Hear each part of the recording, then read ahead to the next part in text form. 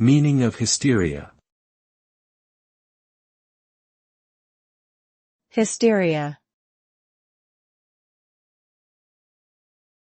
Hysteria.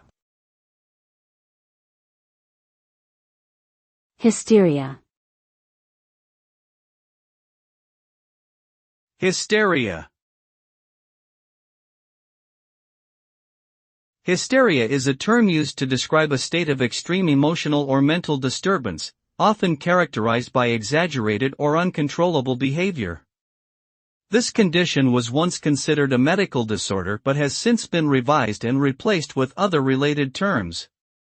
Hysteria was historically attributed to women and associated with the female reproductive system. Symptoms of hysteria varied but often included fainting, shortness of breath, and emotional outbursts. In contemporary usage, the term is often used metaphorically to describe a state of mass panic or excessive excitement, such as in media coverage of political or social events.